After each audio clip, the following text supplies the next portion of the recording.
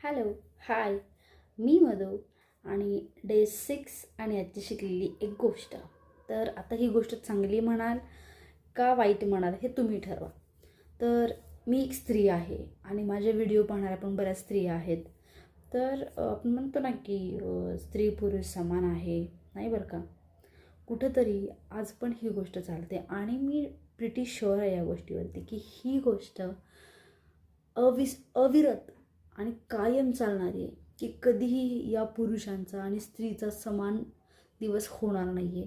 ते कायम कायम कायम कायम तिथं पुरुषप्रधान संस्कृती आपल्याकडे राहणारच आहे.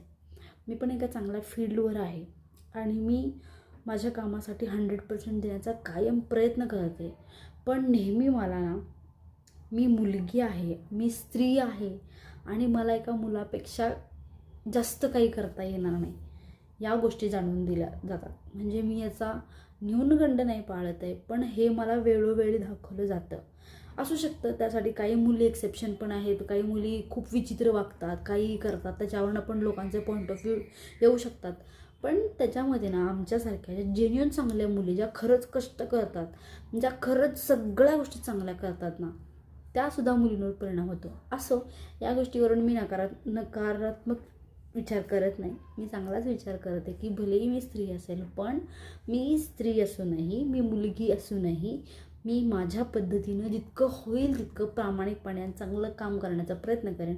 आणि एक मुलगी म्हणून मला सगळ्या मुलींना हा सल्ला असेल की प्लीज तुम्ही पण असा प्रयत्न कायम करत राहा. बाय.